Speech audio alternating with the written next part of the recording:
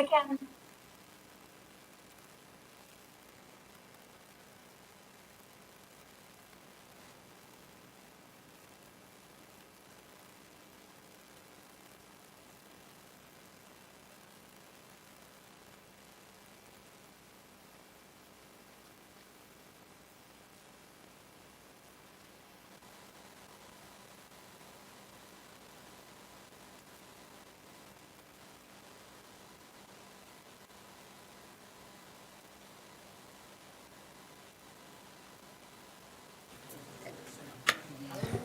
Good evening, everyone. With the posted time having arrived and a quorum of members present, I will call the finance portion of this committee meeting to order. Today is Tuesday, March 8th, 2022.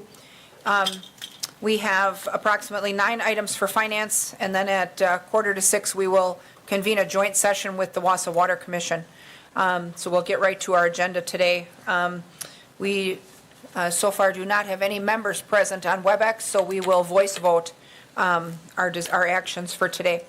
Item number 1 is the minutes of our previous meeting from 2/22 of 22. Any corrections or revisions to those minutes needed? If not, I'll take a motion to approve them. Motion by Watson, is there a second? Second by Herbst. Further discussion? Seeing none, members in favor signify by saying aye. Aye. Opposed? None are opposed. The minutes are approved.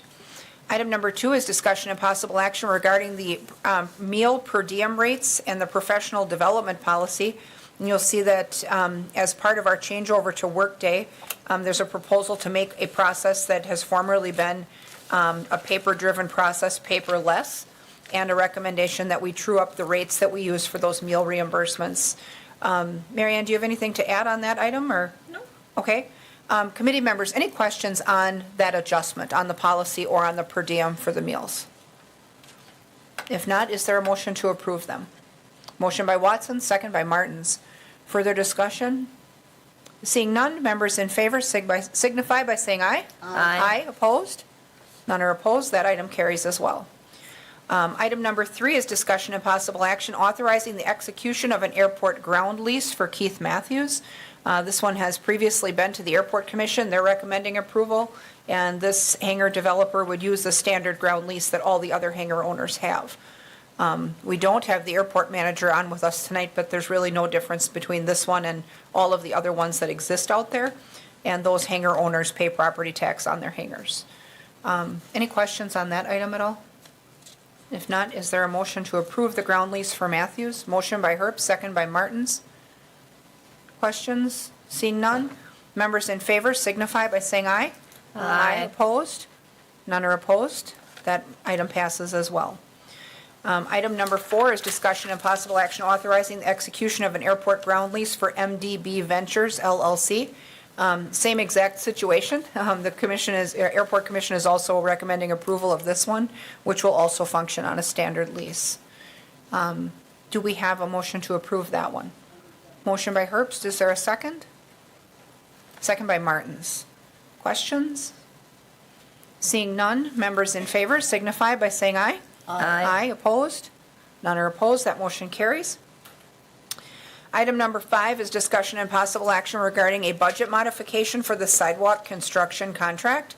And you'll see that there is a line item shift needed in the budget. We are slightly overfunded on sidewalk, but slightly underfunded on street project A, which looks like it's a lateral transfer and money that we already have in the budget, just allocating it to a different line. Does anyone have questions on that item? Sarah, go ahead. I guess, what is Street Project A? Do you remember what street, is that Burek? No. Yeah. Yeah. Okay. It's out by American campus. Yep. And so these will be projects just done over this coming summer, spring? That is correct, Okay. yeah, yep. Yep. So the engineers, when we met on this, we usually do 2 projects a summer, and they're coordinated so that there's streets that are close to one another. So Project B, which is 4th, right?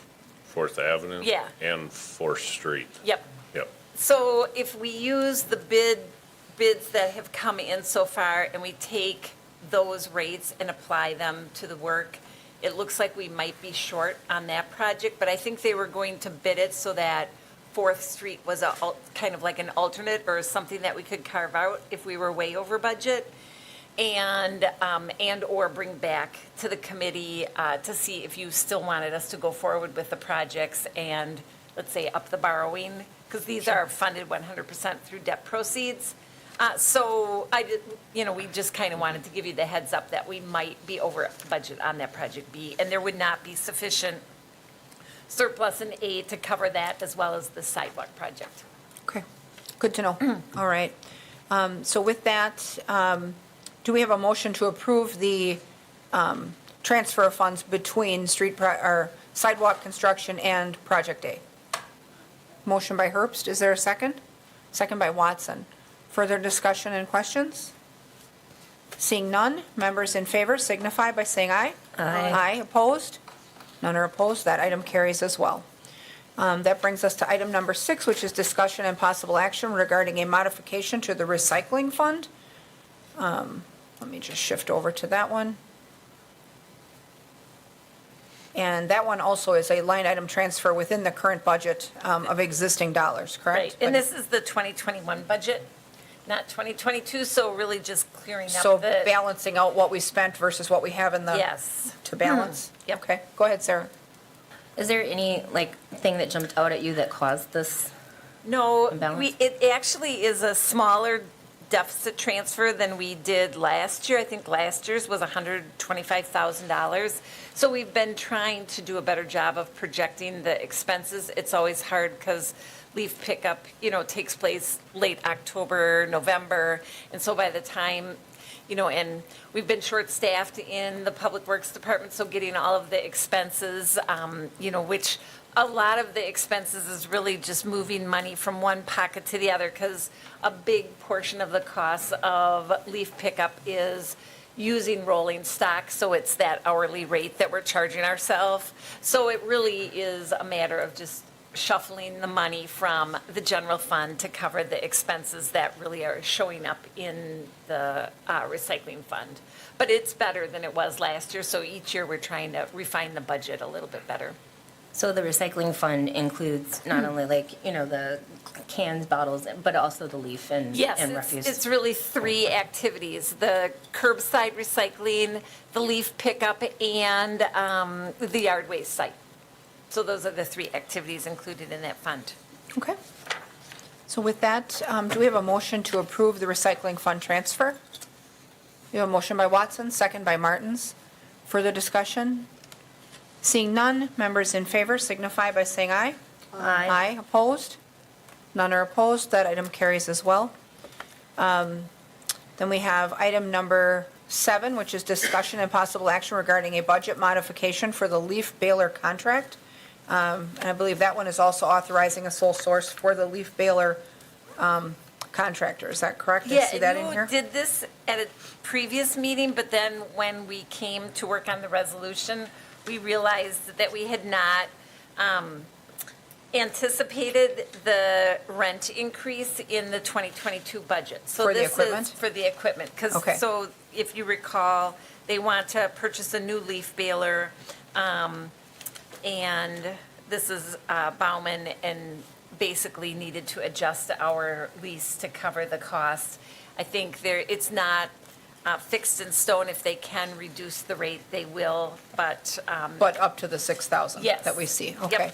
So not to exceed 6,000, Right. but, So this didn't go to this resolution had not gone to council because I noticed that we were short before it okay. went to So council. we'll correct our action and get there with the right numbers the Yeah. first time, which is always good. Does anyone have questions for Mary Ann on the leaf baler contract? If not, is there a motion to approve? Motion by Martin, second by Herbst. Further discussion or questions? Seeing none, members in favor signify by saying aye. Aye. Opposed? None are opposed. That motion carries. Let's see, then we have item number 8 is discussion and possible action regarding creating a paid internship program. And let me see, who has that item? Tony from the back. Oh, yeah. Oh, okay, come on up, Tony. We'll bring up the HR director and she can talk with us about this. I have the enthusiasm. Welcome. Thank you. So we are looking to kind of start off an internship program where we're paying our interns here for the city. And this is really the broad framework necessary to allow us to do this. I didn't want to lock us in too much because each department has different internship needs. And so what we have here is the general expectation of hours and a general range of pay that would be the framework that would let each individual department decide, hey, I'd like an intern, and this is what my particular current internship needs would be.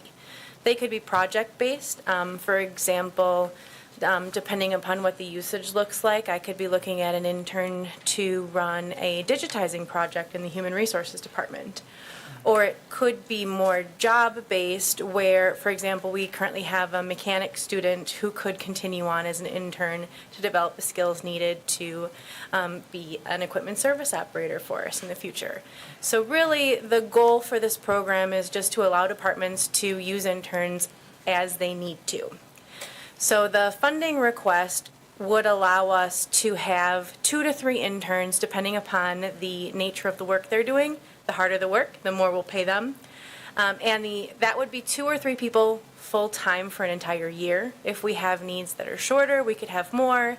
If we have needs that are longer, it would be less. And so this is just kind of something to get us started. But you'd maneuver within a set budget. Yes. And allocate that accordingly. So, Exactly. Okay.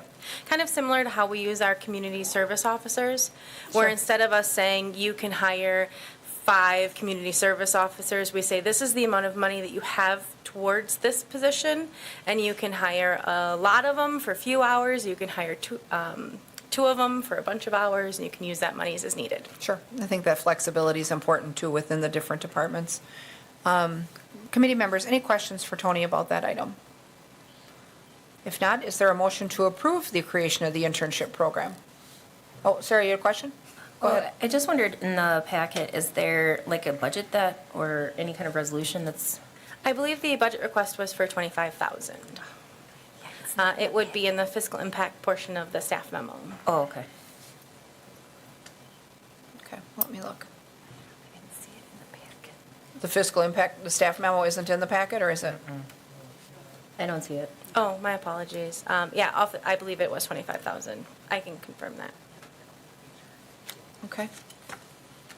And that would be an annual budget, or? Right now, it's just for this year. I was going to, imagining that I would see how usage went. If we had, this would be 3 interns, so if every department want one, then maybe in next year's budget, we would look at an adjustment for that. So this would be a one-time thing, And would it be like first come, first serve? probably. Okay. I've been asking people to get on board for interns for a while, and we're really struggling with envisioning what that will look like.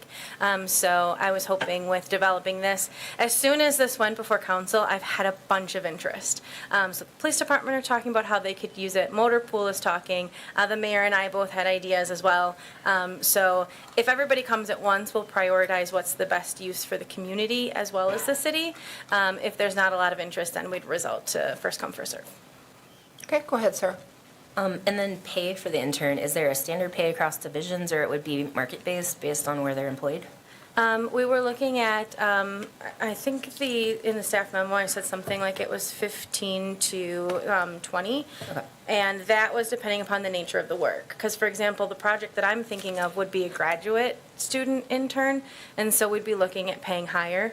If a different internship is something a little bit more remedial and basic level, then the pay would be less. Okay. Okay. Additional questions for Tony? If not, is there a motion then to approve the internship program? Motion by Herbst, is there a second?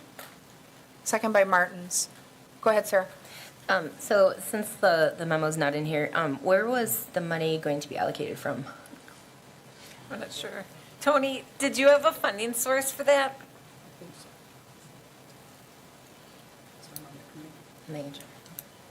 I did not. Oh, okay. Okay, so we have an option, since we have not researched the funding source and we don't have the right info in the packets, you could hold action on this item if you wanted to and bring it back for the 22nd, because we meet again in 2 weeks. If you're more comfortable doing that, then that'll allow them to work on the money part, and then we'll have more clarity on the fund source if, I would prefer that. okay, okay. All right, and so if you're good with withdrawal of the motion and the second, we'll just hold this item for next time? Okay, and then we can have a little more of a informed discussion about the money part, so. Thank you. All right, thank you.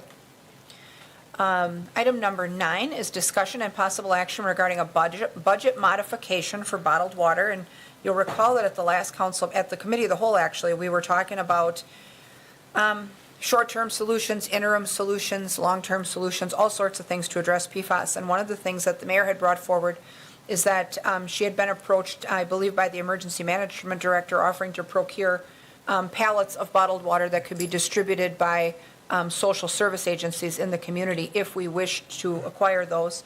It looks like the figures that we have in front of us are for the delivery cost of that. Do we know roughly how long that supply would last?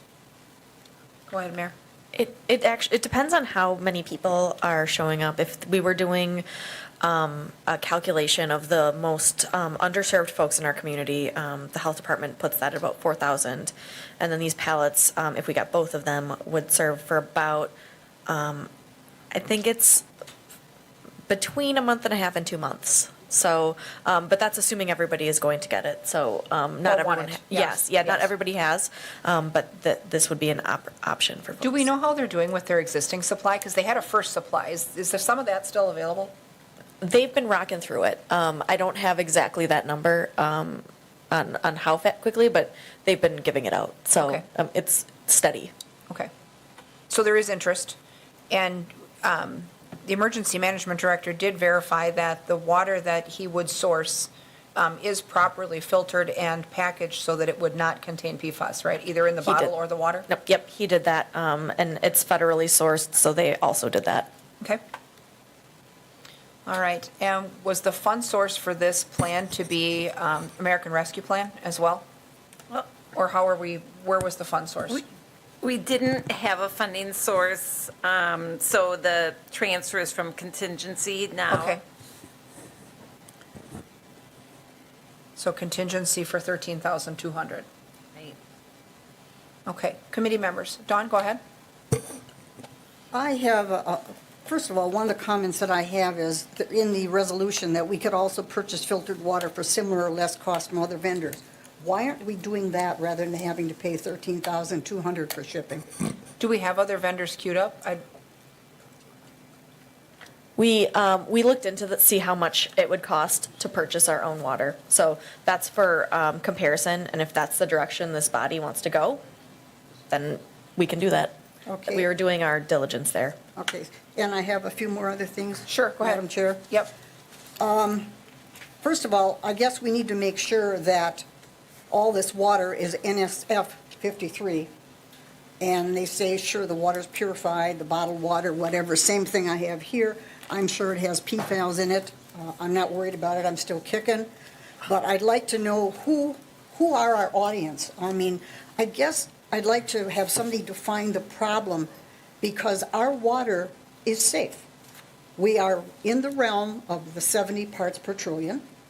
And I just feel that, I think that, yes, we could have some water, but what I'm finding out and hearing is that anybody and everybody can go to neighbor's place, whether they're poor or not, and get a case of water. How can we control that? Because there are people out there getting water that don't need it, probably like the same amount of people that were living in the downtown hotel and could afford higher rent, but were there because it was cheap. I did some research, and I was looking up some of the filters and things. I was doing Amazon, and there's a lot of things that could be purchased, certified water filters.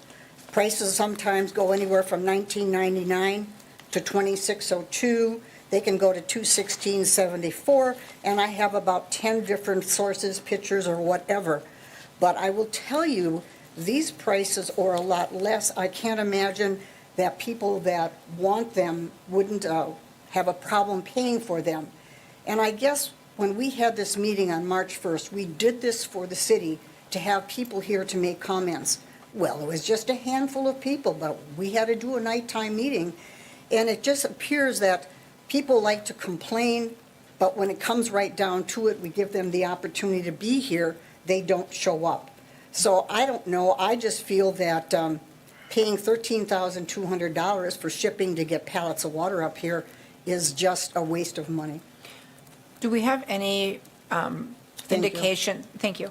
Do we have any indication as far as what the difference in cost would be if we were to source it from another vendor, assuming it was the same quality of material? Do we know? Yeah, go ahead. Do we have- Yeah, we did want to verify that this was a reasonable price. And so, I just did a simple Google search, and you can order water online from, Staples, Sam's Club, in the pallet form, and it's probably a little less expensive than if we actually had it sent.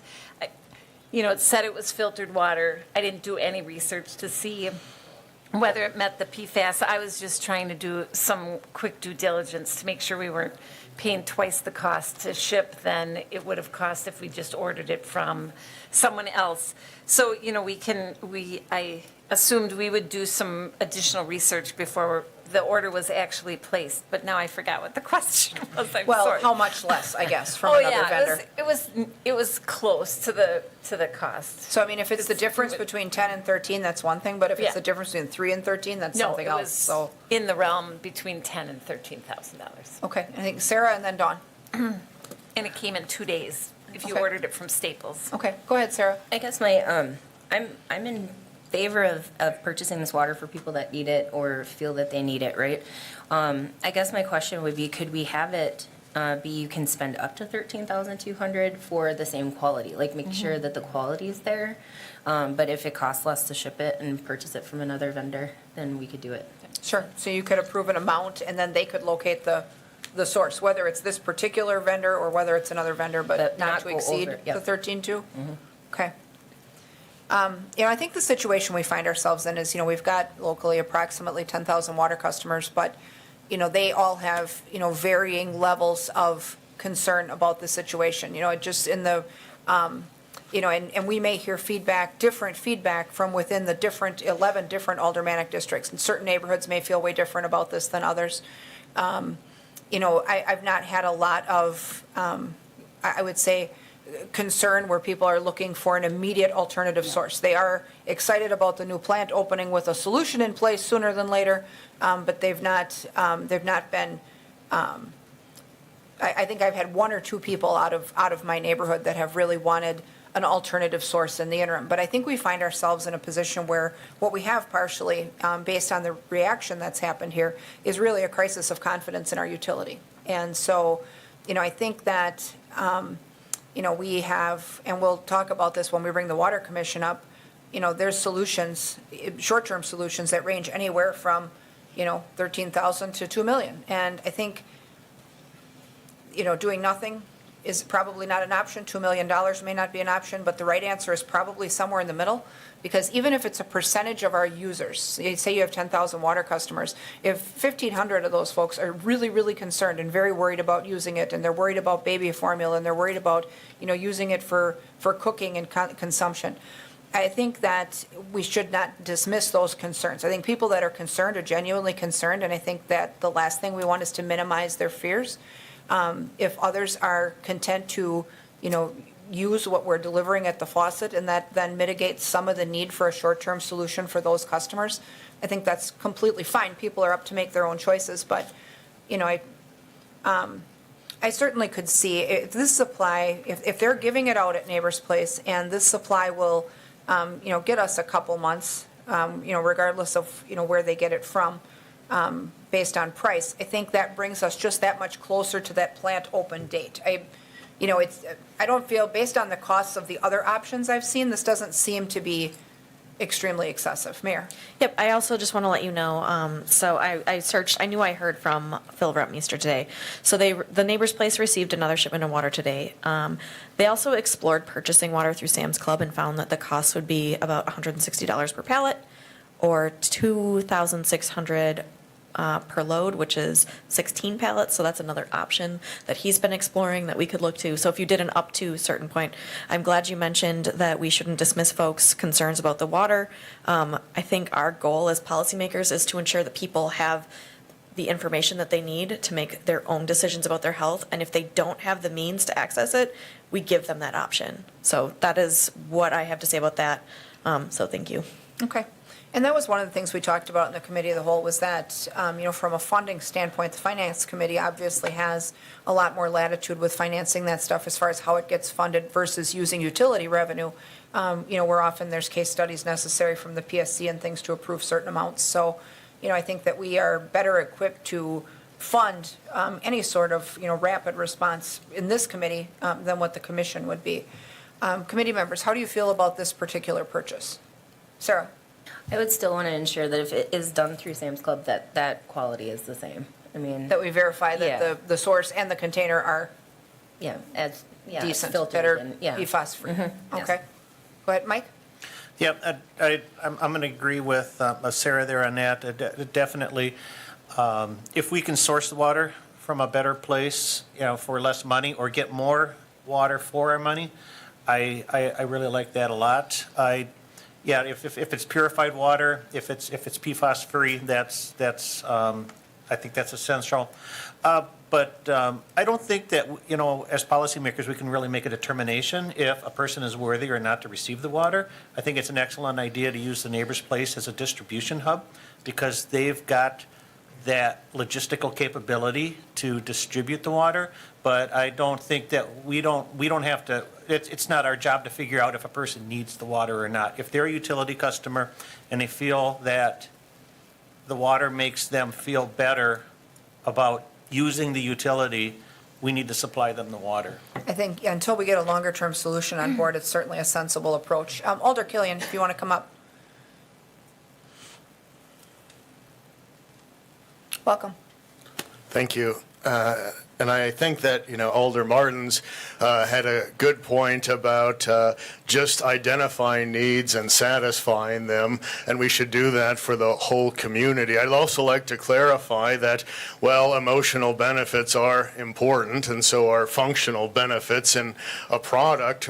We're not talking about chicken soup for the soul here, and there is apparently no debate about the quality of Wausau's water because there is a drinking water advisory, I believe, issued by DNR and/or DHS, which now has been posted more appropriately on the city's webpage, but they don't issue those on feeling. So it's not a lack of confidence in the utility that regulators issue those, and I can assure you, you don't get a drinking water advisory if the water is just okie dokie. So I think we have to start looking at this more objectively, more realistically, and more factually, and at least as we move forward, I think the foundation of all of this is a drinking water advisory that seemed to be, to some degree, buried along with those 2019 results at some point. Thank you. Thank you.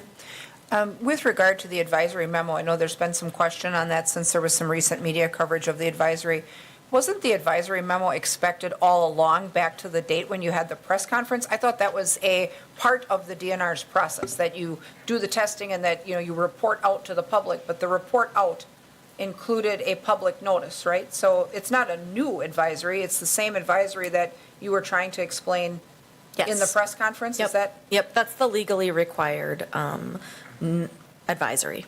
Right, and the press conference just happened to be a couple weeks ahead of that because your reaction was quicker than the bulletin. Right. So, okay, I just wanted to make sure that I understood that right myself, because I had heard it last night as well, and I also was expecting with the first press conference a bulletin, and sometimes the bulletin isn't necessarily an expedient process, so, okay.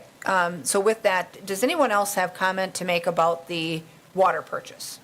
Because right now we're looking at approving a purchase not to exceed $13,200, and they can look for safe product from a source that they locate, whether or not it's the initially source, unless it's whether or not it's the emergency management source. If not, is there a motion to approve that purchase?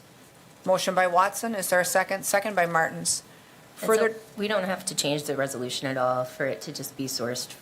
Okay. right. So, no, and we'll make clear from the minutes of this meeting that, they're to find safe product, PFAS-free product, and if it means that they can get a larger quantity for the same dollars, that just will last us a little longer for folks that want it. So additional comment? If not, then, members in favor signify by saying aye. Aye. Opposed? None are opposed. That motion carries. And that brings us to, just in time, we have a joint item. Our last item is a joint item with the Wasa Waterworks Commission. And so if we want to bring up our water commissioners to join us up here and in the remaining open seats, and I'll pause and let the mayor call the water commission portion of this meeting then to order. Do you want me to sit back down there so that Eric can sit up? Yep, that's fine if you want.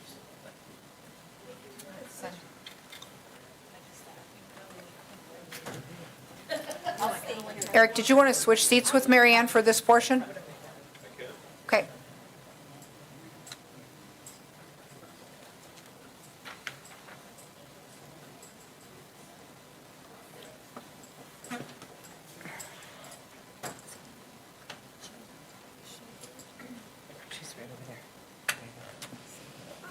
All right. Thank you, everyone. It is Tuesday, March 8th, 2022, 5:46 PM, and I'm calling the Wasa Waterworks Commission to order. It looks like we have everyone on the commission here. Thank you for joining us. Okay. And with that, it's easier for us as a commission and a committee to work together on issues of mutual interest, especially when the Finance Committee does have some flexibility and latitude with certain fund sources to approve things faster than what the commission can do using utility and ratepayer revenue. So thank you, everyone, for coming to our special session tonight and joining us so that we can work through some PFAS action plan scenarios. As I had introduced a little earlier, we're looking at, obviously, our long-term solution is to have the right combination of filter media and treatment process at the new plant when it opens, for which the Finance Committee and the Commission both supported a pilot study to start that research, and that's going to the Common Council tonight. But in the meantime, as we had just discussed with our last item, we do have a number of water customers who are concerned, who are looking for an interim solution, something that they can employ, maybe separate from bottled water, that they can employ, or that we can employ to try to reduce the PFAS content in the water, knowing that at the faucet level, I believe we had indicated that we're at about 30 parts per trillion, even though the Natural Resources Board adopted the 70 standard that's in parity with EPA. I think there's a reasonable expectation that in the future, the EPA will perhaps revise its standard downward. And I think the further ahead of that requirement we are, both with our new plant and perhaps an interim solution, the better off we may be. But with that, I guess, Eric, did you want to walk us through your memo that you've got in the packets here with kind of what those options are? And, then we can discuss them. I can. So over the last month, staff has been asked to prepare some potential scenarios for immediate response, interim response, to PFAS results in the drinking water. And these are 4 separate scenarios which were brought forward about a month ago, and they've kind of evolved over the last month, and we've got a lot more information to share with you. It's in the packet tonight, too. And it goes through each one of these as far as the first one is the pilot study. Second is the possibility of purchasing and make available bottled water or filters for in-home use. Establishing some reverse osmosis filling stations at strategic locations around the city. And the last one would be set up and deploy a large filtration system for all distributed water at the existing treatment facility. The last one is fairly extensive, so our engineering firm had put together a memo that's also in the packet that describes, really what's going to be needed, some of the challenges with that, the cost for that facility to be installed as well, as the timing of some of these as well. So if I guess maybe can we work, maybe let's work backwards from last to first. If we start with number 4, that's one that in the committee of the whole, there was some interest in as far as attaching mobile filtration units to the existing plant. And, we had some concerns then about the logistics of that type of plant, even though it's equitable and it really treats the water right at the source before it leaves the plant. My understanding was that the cost on that could inch up on approximately $2 million. And it's beyond the money part, the time that it would take to implement that solution. I mean, I think people are looking for our interim solution to come sooner than later.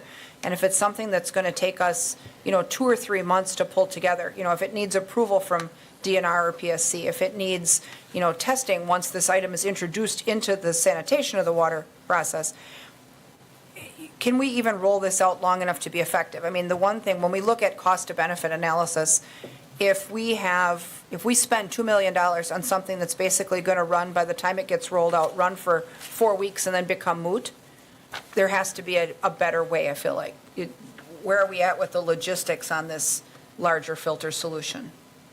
Yeah, I think you're right, like the timing to get it up and running and connected and functional in the approval process, not only through the DNR, but the Public Service Commission would also have to approve that as well. Some of those timelines are 3 to 4 months for approvals, and then, of course, setup time and getting everything put together as well. So I think that's really the biggest hurdle for that at this point in time is really the time it takes. I think if you have specific questions, Donahue was here, but I think also, and the reason that some of these approvals take a lot of time is because when we start, again, touching the drinking water system, when we start changing water chemistry, we potentially have other issues downstream, and that's with corrosion control, with our disinfection, and other things that can cause much higher risk to the public than what we're dealing with PFAS.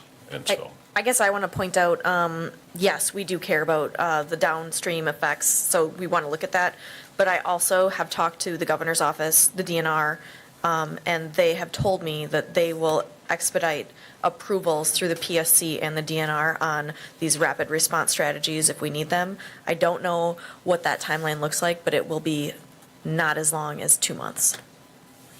Okay. Finance Committee members, any questions for Eric on that option 4, on that mobile unit? Sarah? Yes, I'm looking at and I'm not very good with these, the scenario brackets kind of thing on the distribution of time.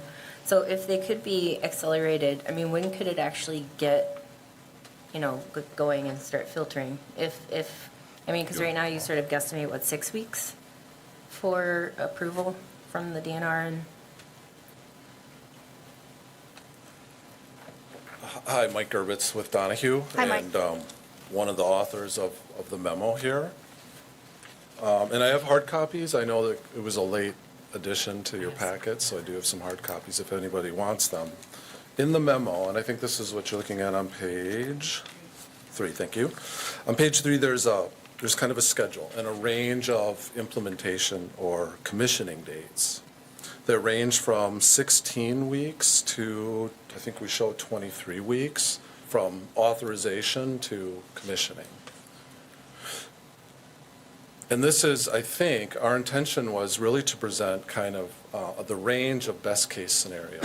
What Eric's talking about, the DNR process, the PSC process, we have to work through that. But what the memo says is it's assuming that there'd be political advocacy that would be very effective, and no doubt the city's already started that. That would be very effective at expediting those approvals. But we also worked with 2 prominent contractors in the water and wastewater industry here in Wisconsin. And the blue bars on that schedule, the blue bars represent the amount of time it would be required to procure equipment and materials, fab the materials up in the shop, which would be largely the piping, and then install them. So what we're showing here, really the critical path, that's 16 to 23 weeks. That doesn't mean it might not be 14 weeks or something like that, but it is going to be in the vicinity of at least 16 weeks. That assumes that the DNR and PSC don't slow the process down.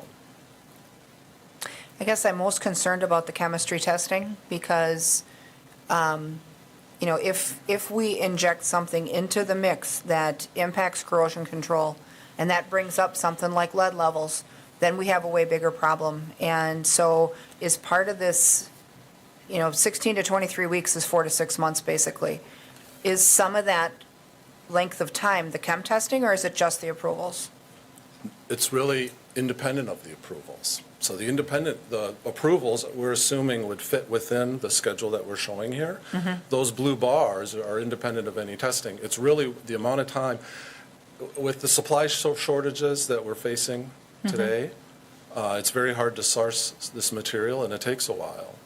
And so what we're showing, these blue bars, that's 16 weeks, is just to get the material in the contractor's hands for them to make whatever fabrications they need, and then to go out in the field and install it. And I guess the people that I've heard that are the most concerned, to me, that seems like it's not fast enough. I mean, first, it's the most expensive option, but second, if we tell somebody that that they have to wait at least 4 months for a fix when the new plant opens in 6, that, to me, seems like it's not an effective solution. Like, people want a reasonable solution quicker than that. I guess, Sarah? So is this, this would be on all of the wells? I thought, I'm not really good with the water thing, so I'm just trying to catch up. So this would be on all of, okay. And then even, do we need all the wells to service the entire water customer base? Yeah, thanks for the question. So the very first, there's a figure, okay? That's an aerial photograph of your existing drinking water treatment facility. And these black lines in this area right here, that's the temporary system. And it would be installed out in the yard in front of the existing drinking water treatment facility. And what that means is all the water, before it's sent out into the distribution system, it would come out of your existing water treatment plant, and then it would go through the supplemental treatment process.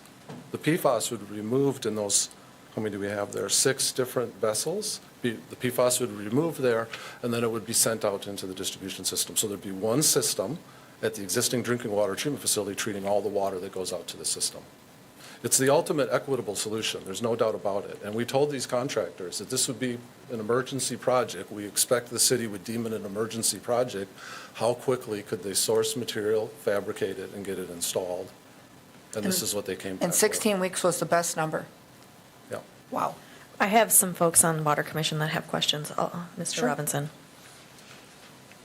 So, was this based on, did you look at all about GAC, granular activated carbon vessels? I'm glad you asked that question. So we had a week. This came together in a week. We didn't look at the universe of strategies. What we're showing here is ion exchange because these 6 vessels are sitting in a warehouse ready to go right now. And So so, is it the vessels or the media? so the vessels would be here. If you decided tonight and issued a purchase order, we're being told that they would be on site in 3 to 5 weeks. Okay? So if they're in storage, why does it take 3 to 5 weeks? It's for the piping, largely for the piping. So we had one contractor tell us that they could get stainless steel pipe, I think it was about 8 weeks, and then a couple weeks to fab that up. We had another contractor tell us nickel went up 250%, there's this huge shortage. Another contractor said rather than using, because you're in a hurry, rather than using stainless steel, they'd use carbon steel and coat the interior so that it satisfies the drinking water requirements, and that'd be the most expeditious way to get it here. That contractor, a separate one, said, again, it would be on the order of what we're showing here, 8 weeks or so to source it, several weeks to fab it. They said they could, work around the clock. It's a big contractor with a lot of manpower, but nevertheless, they came back with the time frame that we're showing here. So again, let me ask, did you look at GAC? We weren't aware of any GAC that's available on the shelf. We tried to find some, but that stuff is flying off the shelves so quickly that we weren't able to find some in short order that was in stock and ready to go. So is it, well, I'll have some follow-up later. Sure. Mr. Jean. Describe how it's connected at the plant. I think I know, but I want to make sure we if there's a major main break, which is not likely to happen, or a major fire, will we have enough flow to pass through those units, or can we do bypass just in that emergency occasion? So on the, I think there's a third figure, Mr. Jean, that shows a close-up where that would exit the building, go through these temporary units and go back into the building. What the memo talks about, one uncertainty. You have 60-year-old pumps and there's not good documentation. The information that we have, and the memo is very careful, the information that we have suggests that those pumps would get the flow through these vessels if they operated in series. There's less pressure loss. The very first thing, if the city wanted to move forward with this, the very first thing that we would suggest the city do is do some field testing of those pumps and look at the amp draws and the performance at different back pressures to confirm that. So we think the probability is very good that you would be able to push through these vessels with only a very slight reduction in flow rate. So the simple answer to your question, Joe, is I think from a flow capacity standpoint, you guys would be fine, but we have to verify that. We would have to verify that. Mr. Jean, excuse me. Okay. Now I lost track of what I was going to ask, but it was associated with that. I think I saw a number as I gleamed through this quickly. Was it maximum would be 6.8 million gallons a day? We think that, yeah, what you would have installed here would process, the maximum flow it would pass is 6.8 million gallons a day. Oh, and I had one more question. What do we know? Do we have to do any additional pilot work associated with this before we go down that path or start that path? Yeah, I think we'd want to. Go ahead, Susan. Thanks for the question. So we've been working with DNR to understand what their review requirements would be. They've provided some guidance on that, and they've indicated that in an emergency temporary situation like this, they would approve ion exchange or GAC technology without pilot testing.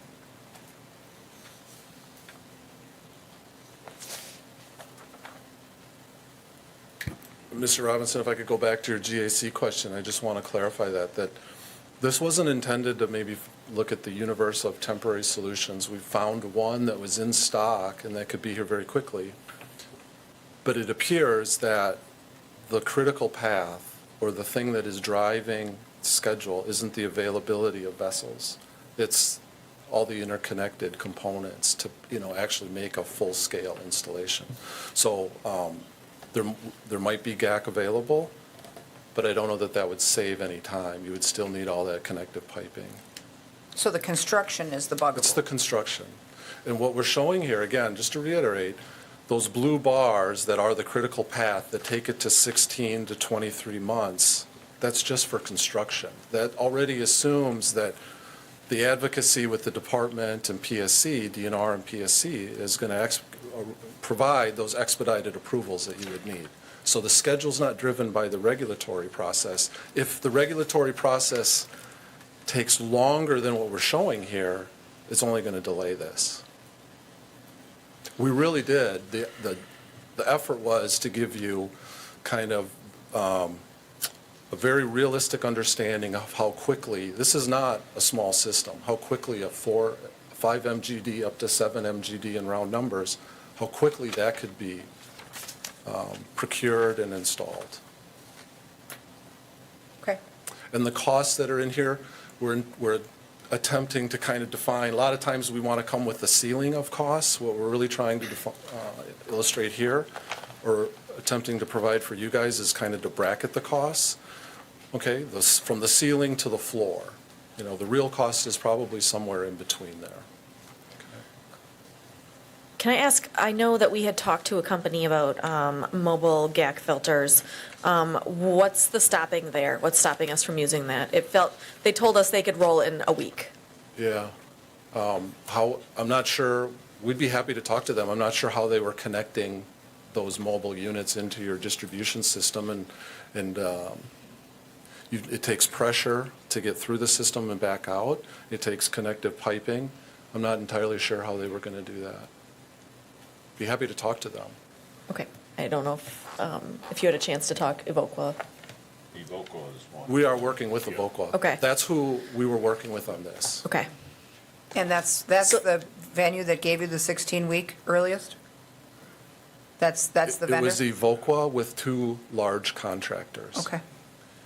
Mr. Force, I saw you had your hand up. Yeah, Mike, what's the status of the pilot study that we approved a week ago? I think we're waiting for council approval. That's coming tonight. That's on tonight's council agenda. So that is not ongoing yet. Materials have been ordered. The folks that are providing the equipment look forward to getting a PO. Yeah. And from our end, we have submitted the pilot test protocol to DNR. That's the first step. They've provided review questions, and I suspect my colleague we discussed those answers to those questions. We're anticipating returning our response to those questions. I expect my colleague who was helping to work on this is probably working on those answers this afternoon or this evening. So we'll be turning those around in short order. We're expecting DNR approval yet this week on the pilot study protocol. So it's,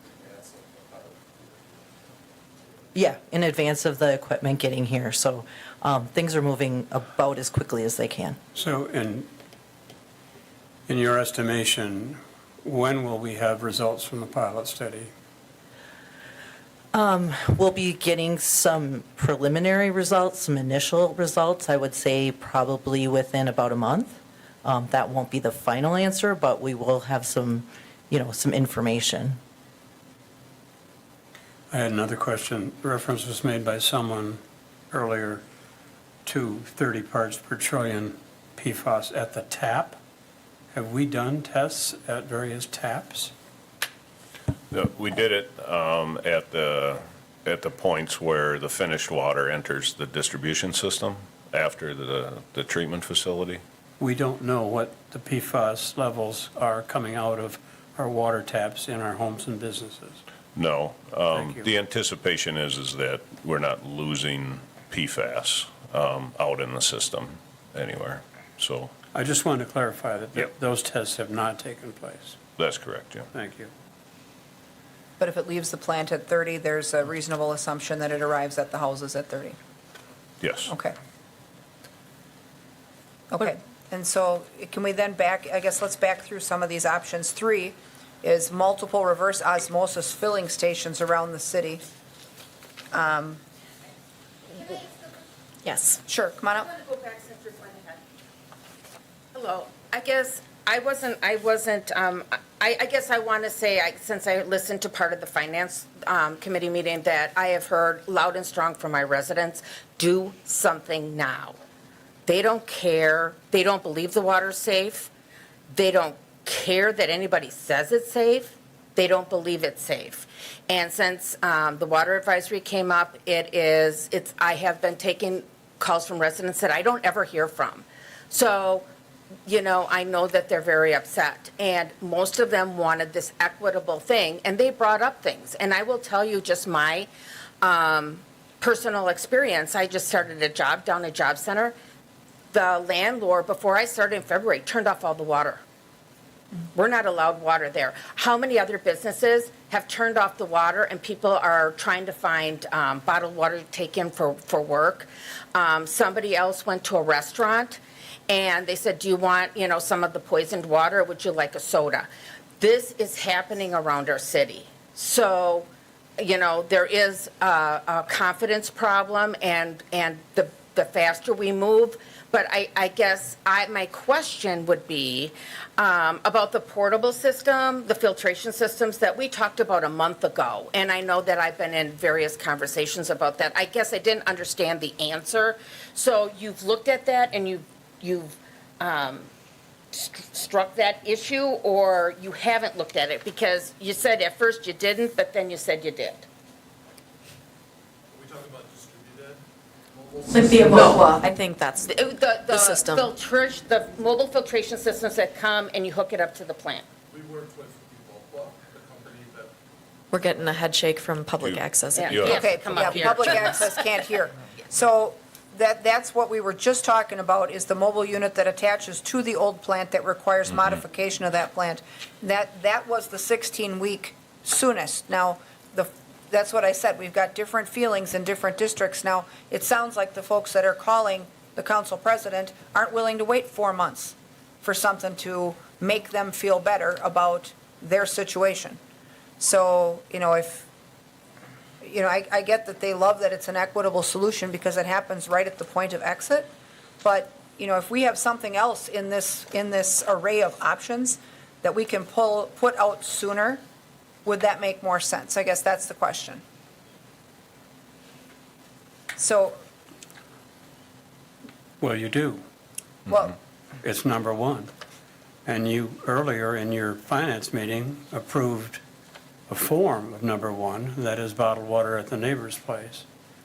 Now, my research of cities who are facing similar issues, whether it be lead or PFAS, are that they make bottled water available at multiple locations. These are locations where you can pick it up, and there are also some locations where you have volunteer organizations helping people load the water into their cars. I have loaded a container of bottled water from the neighbor's place into my car. It took 2 of us to lift it.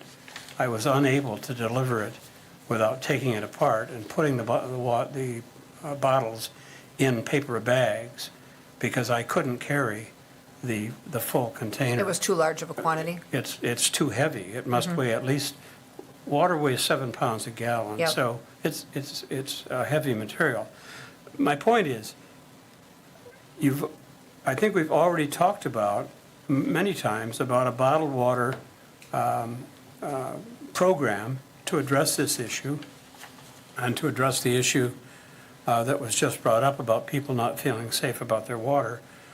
If we're talking about spending $1.5 million to $2 million and waiting 16 weeks to hook up trailers or mobile units to our treatment plant, which I thought was a good idea until I saw the costs and listened to the time frames being presented by Mike.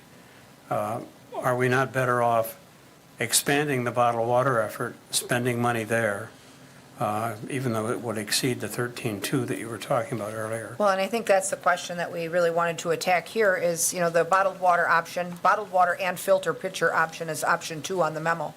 Option 1 is the pilot study, which we've already approved, both in the I'm sorry, committee. but then I misspoke. Yep, no, you're good, though. The committee and the commission, I mean, if the council approves that tonight, that's already in progress. But item 2, I mean, if we want to skip to item 2, because the council starts at 6:30, Sarah? Honestly, I'd really like to hear about 3. Okay. I really want to hear about the reverse 3 is the osmosis, mobile. yeah. The Okay, filling so stations. multiple reverse osmosis filter stations within the city, or filling stations within the city. Can we walk through that one quickly? It looks like people could come and pick up to 5 gallons at a time. Yeah, I think this is another option again. We would be serving at each of these stations more than 25 individuals, so we would have approvals again Okay. with DNR. Maybe not PSC, just because of the cost would be much less. There are some challenges with it, just simply because there would be no disinfection with these units, and so the reverse osmosis removes the disinfection from the water in the storage unit. The taps can also get infected as well, and then we also have installation time at various locations. So ordering them, their availability, and then the installation times. How much time on that roughly? I mean, it looked like some of this requires a 12-month maintenance contract, but did they give us a guesstimate for the rollout, for how long it would take them to mobilize? Did they give you anything specific, Scott? Come up to the mic, Scott, because they can't hear you on TV. And then just a guess on the cost. Costs were generally $25,000 to $35,000 per unit. Lead times were typically 30 to 60 days, depending on what company and what availability they had at time of order. So 35,000 in 30 to 60 days, so a month or two. Correct. Okay, Deb Ryan has her hand up, she's on WebEx. Deb, if you want to go ahead and ask your question?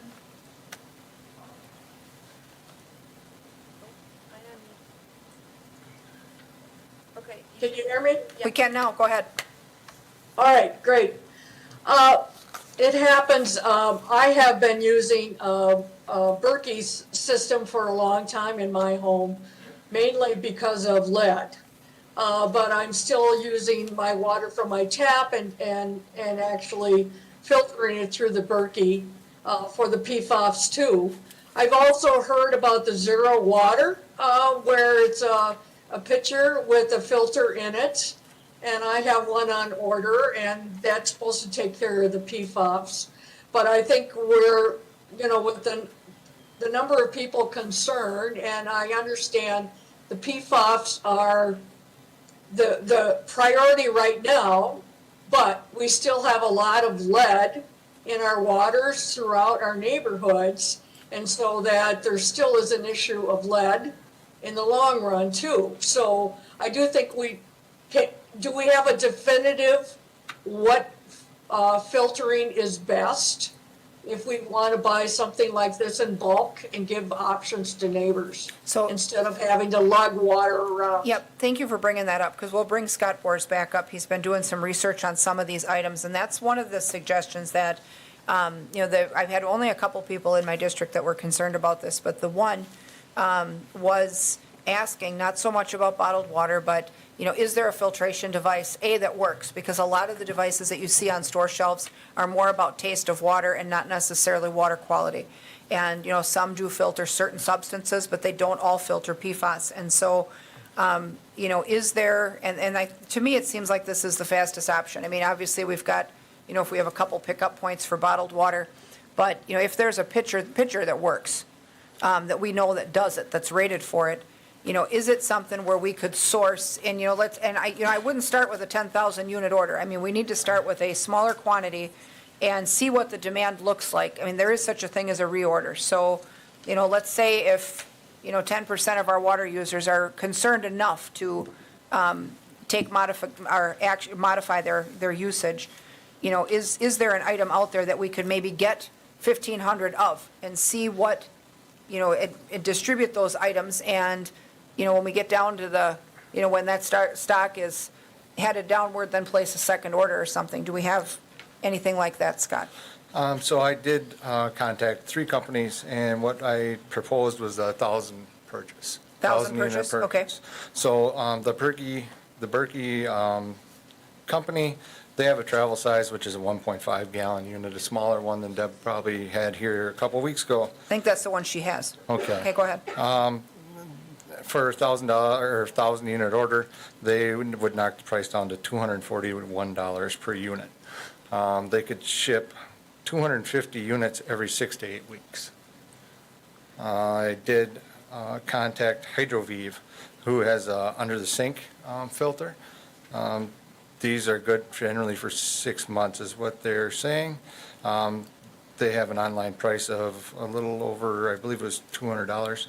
For 1,000 ordered, they would knock it down to $105 per each. Hydrovive? Yeah, 105 for 1,000 order. They could have us 1,000 in 30 days. I also contacted Aquasana. They had a Clarium countertop unit. This was good for about 450 gallons. And they said they could sell us 1,000 of these for $61 each. And they were looking at probably 90 days for an order. Can I start us off maybe on Sure. like problem solving here? Because one of the things that I find it unacceptable that we have to wait 18 to 22 weeks for something to fix. And so and I also don't love the idea that people would have to install a filter system in their home. But I want to talk a little bit about like what are the needs that we see it as of a Wasa Waterworks Commission. Do we need something to fix fast? What does that look like? What do we want to spend? I guess these are the kinds of questions I want to ask, as opposed to maybe getting into the details of each individual thing. Like, how quickly do we want to fix this, and what are we willing to spend? I see some nodding, but Mr. Force. Well, I think we have to move as quickly as we can. I mean, that signal to me is quite clear. We can't sit around and debate these things forever. We need to move now.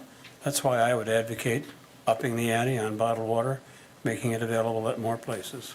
Okay. I'm Sarah, going to call. go Yeah.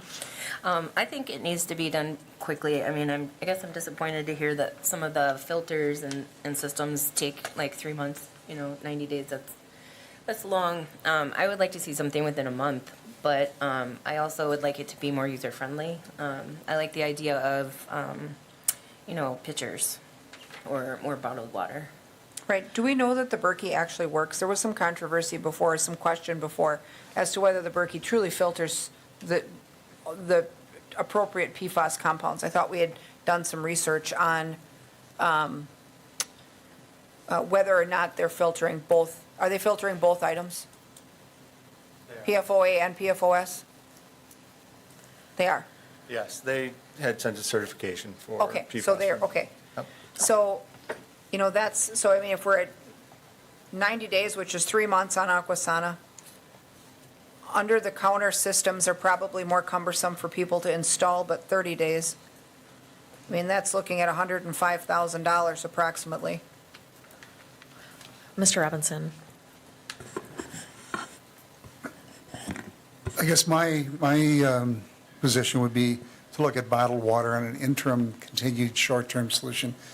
I think we ought to be looking to emergency management to see if there isn't a way to work through them to access piping and vessels quicker.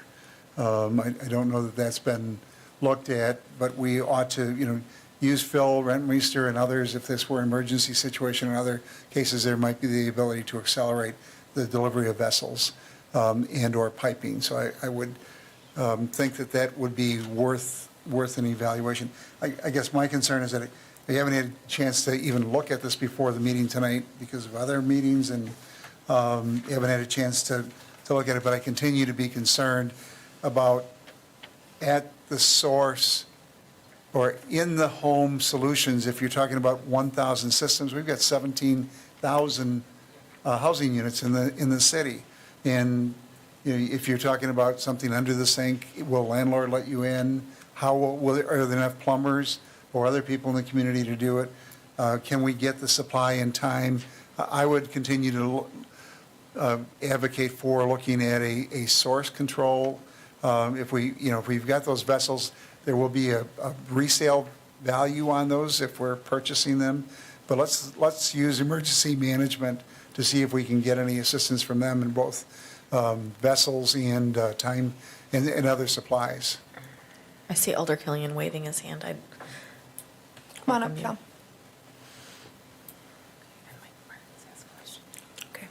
Thank you, and I share Mr. Force's sense of urgency, and I think the clock has been ticking now for, 30 days or more on this issue, and what we have as an outcome is inaction. So I do agree that more bottled water would be useful, but as a kind of an element of mathematics, how do you think that would be possible. As you said, Mr. Robinson, there are roughly 17,000 households, and let's not look at need or demand based on people who don't know explicitly. There is a drinking water advisory from the state which says, for your health's sake, reduce your consumption of Wausau water. Now, if the city had gotten up and said that with brevity explicitly, how many people would then want bottled water? I tell you, close to 17,000 households, Mr. Robinson. So if you get out the calculator and you do the math on the bottles of water that would take,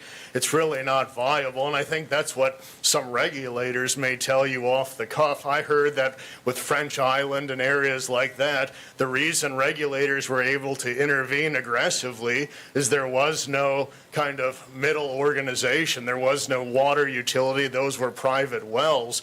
And in this case, there is that middle organization, and it is this commission. So inaction is really not an option anymore. And I think when you take out your calculators, the bottled water just doesn't seem to work out mathematically. So I think looking at some other option or a portfolio of options with a mix and match type of system would likely be able, I think, to bring up some solutions of scale. So that's just my input from District 3. Thank you. Is the Aquasana unit a pitcher or is it a countertop unit? It's countertop. Okay, much like the Berkey. It attaches to the source, like through the sink. Okay. And do we know, wasn't there a concern when we first looked at that it may not fit everyone's faucet properly? That, because, you know, I also was looking for, you know, I can live with the bottled water sourcing. We've done that, but, you know, it seems like it would be a practical solution if we had you know, for those that were concerned. Obviously, we know that not all the users are, but for those that have, you know, concerns that shouldn't be minimized, it would be a whole lot easier for us to have a supply of filter pitchers that we know filter PFAS at City Hall. They can come down and get it. And, you know, it seems like all of these units, the delivery is just slow, you know. I mean, the bottled water that we ordered tonight, we approved a purchase of up to $13,200 from whatever source can get us pure water the fastest. We just did that a few minutes ago. If that, let's assume that buys 2 months, we still aren't to the time frame that we need to roll out Aquasana systems. You know, I mean, that said, you could purchase a second order for bottled water, but, you know, that actually, if you purchase 61 Aquasanas, that gets you $61,000. I mean, that's a reasonable price versus $100,000 or $250,000. I mean, keep in mind, the plant is on schedule to open late summer. So if we get the right mix there, we really have about a 5-month problem. Sarah? So in the website that sort of links you to the different ones that are for home drinking, so the GAC filters, are there approved small size pictures was that the 90-day lead time ones? Or had there been any investigated for those?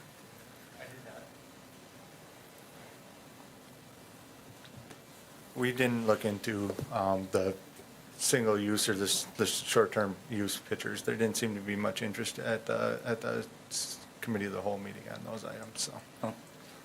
Typical pricing is generally $40 to $60 a piece for them. I believe we may have looked at those in Walmart or something. Wasn't that a Well, comment made? when this first started, I looked at what was happening with supply, because the reaction that happened right after the press conference, in short order, big box stores in this particular area were out of stock on stuff that doesn't filter PFAS. And that's where I started to read the technical specs on a Saturday morning of all these things that are available, and found out that most off-the-shelf pitchers don't filter PFAS. So I spent that morning researching, and so then when I went to look for them to see where they are in stock, they're readily available on the store shelves in Stevens Point, and they're not available in our stores, which told me something's happening in Wausau, and that was 2 days after the press conference. So then, you know, we fast forward, that weekend, I go to Sam's Club, and every other cart I see coming out the door on a busy day has water on the bottom.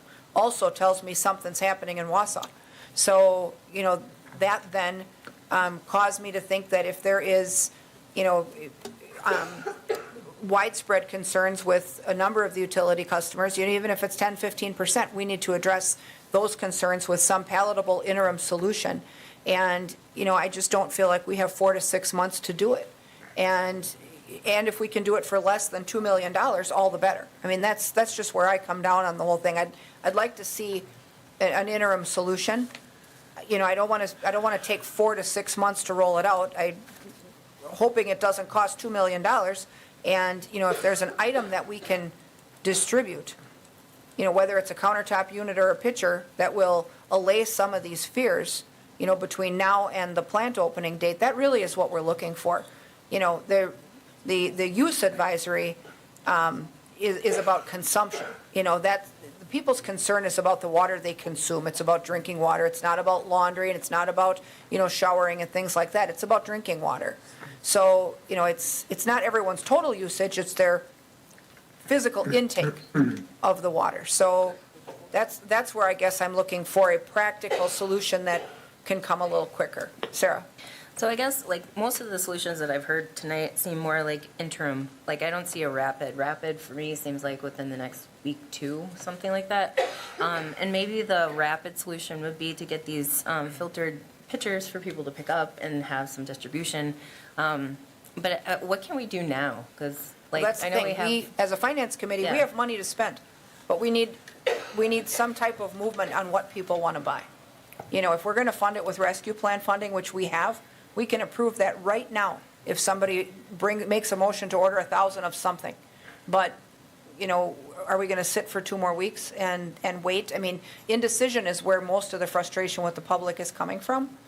And, we know that we can get the right mixture of filter media and strategy for the new plant. That's not in question. But, what do we do in the meantime where people feel like we're, doing a lot of talking and not a lot of acting? I guess Mr. Force, I that's saw your hand up.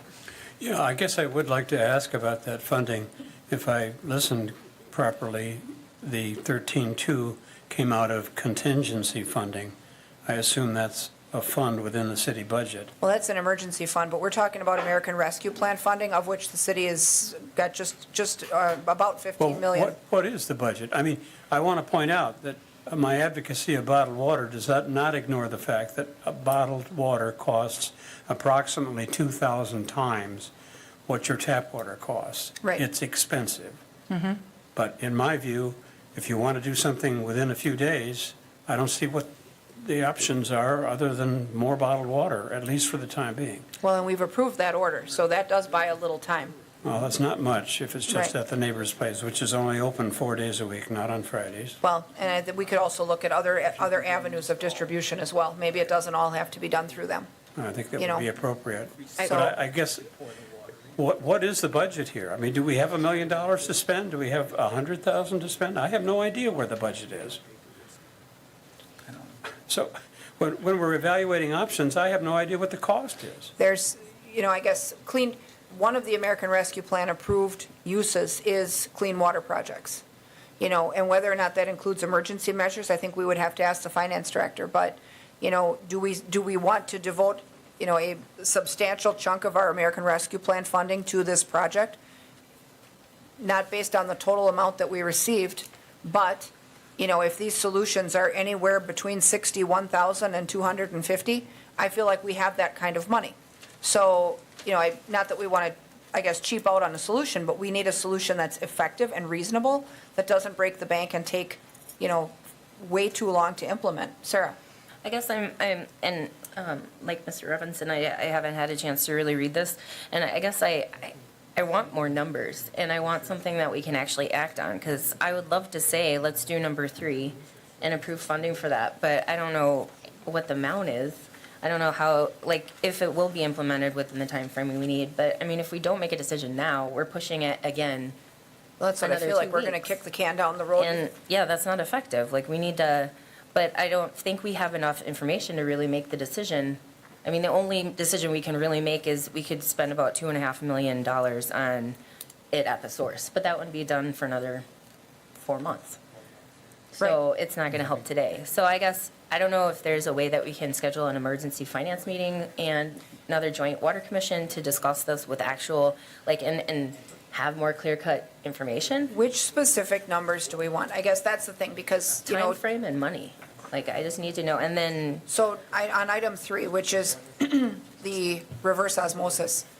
So we were looking at, Scott said 35,000 per unit to be deployed in 30 to 60 days. how many units? Is my How many question. units, Scott, did you look at for that, for number 3? We were estimating around 6 at different locations that we could possibly find.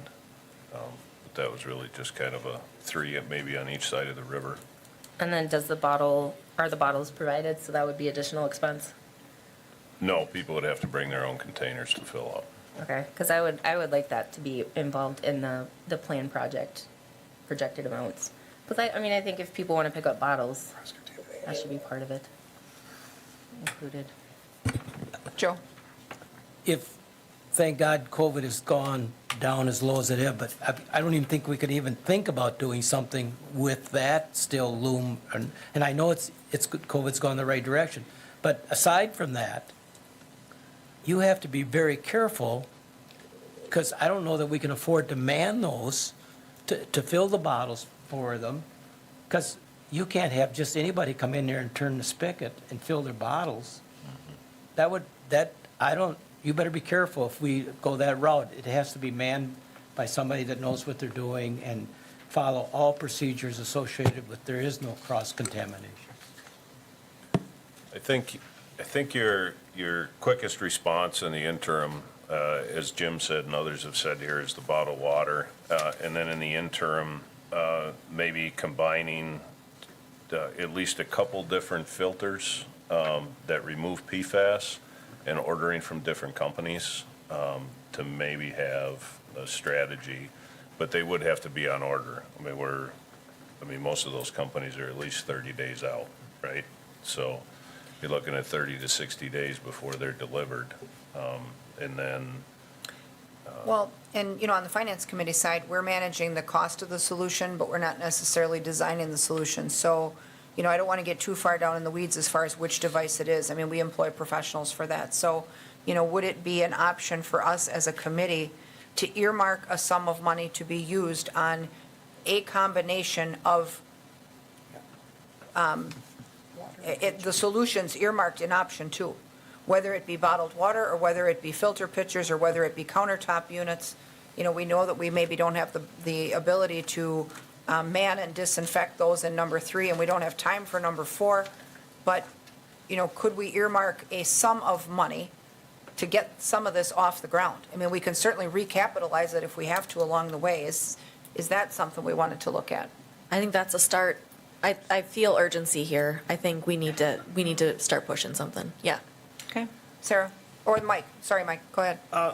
Yeah, and I think you're absolutely correct. You know, if we're gonna get off the pot and do something, we do need to earmark a set of funds. So on the estimation of $60 a pitcher for 1,000 units, I'll make a motion that we earmark $60,000 to be used in any way for immediate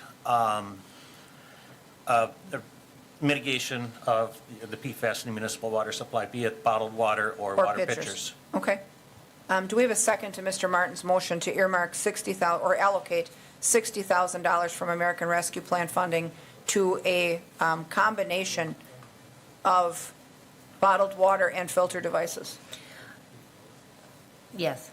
Okay, so it's second by Watson, and the mixture of which is to be determined by our professional team. Is that correct? Yeah, and I would like this to be a discussion we have continuously, like, because I would have probably up the amount from 60 to something more, but, I mean, is this a conversation we can revisit every month? Go ahead, Eric, let's, I would ask that be up to 150K if the finance committee is okay with that. I don't know exactly what we're gonna find and the ability to purchase, but I think that would be a cost. I mean, we'll keep it down as much as we can, but at this point, we can bring an update back to it the next council meeting as well. are you amenable to 150, Mike? I can go, yeah, if you feel that 150 is what's necessary in order to get the ball moving, I'll go 150. Is 150 amenable to the second? Yes. All right, let's take a finance vote here. Further discussion or questions about the revenue allocation?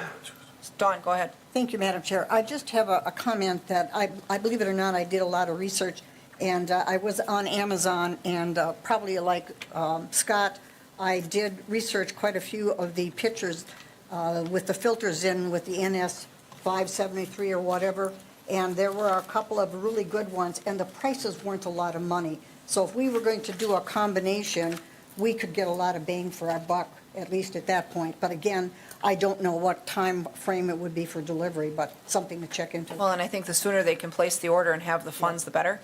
Thank you. Okay, so that said, we have a motion. Go ahead, Sarah. So my last question is, if this can't be placed on tonight's city council agenda then? It can't because it would have to, it's not on our agenda for tonight. So we'd have to either take it at the next council meeting or hold a special session, correct, Mayor? Yes, we could have a special meeting. We could easily do that, and that could be the one item on the agenda. And is that something that we could then set up? I mean, that wouldn't need to be set up tonight. You could, Finance Director has her hand up. Come on up, Marianne.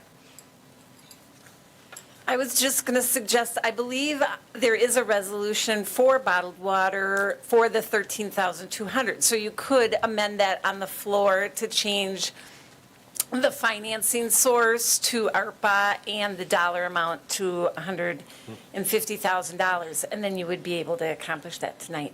and then you could change it to not just be bottled water. It could also be a mixture. Right. Sweet. Okay, that makes complete sense. Thank you for that.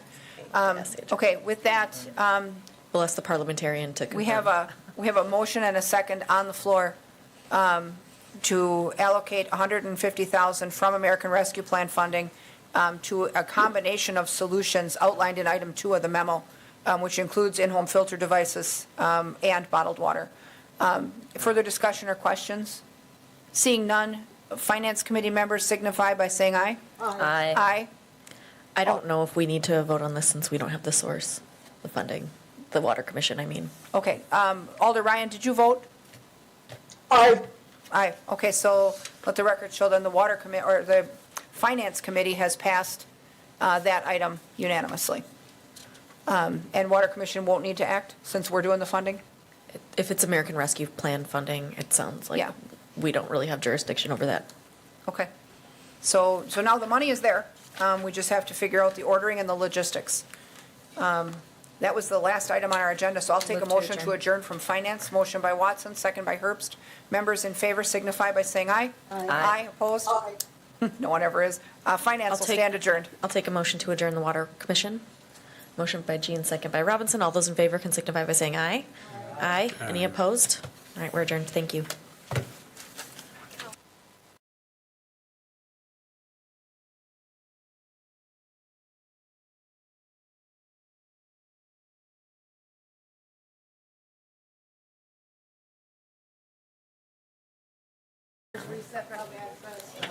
You want me to leave the doohickey in for the recording?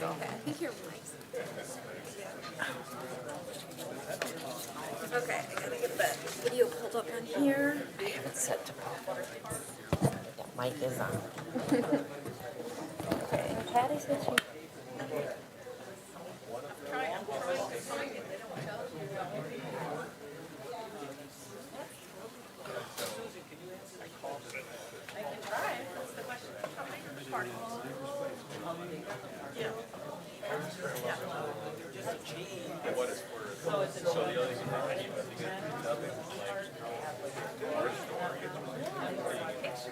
I know, that's why I'm wondering, because I suppose this filter's down about 10 of my, 5 months.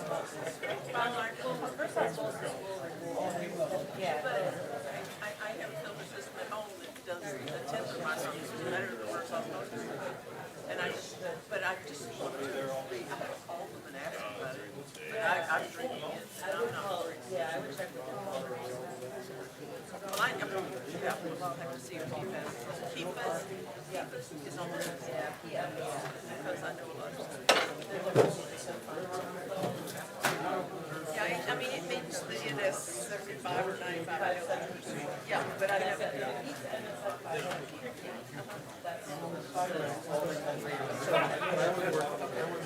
I found out that on. Here's one.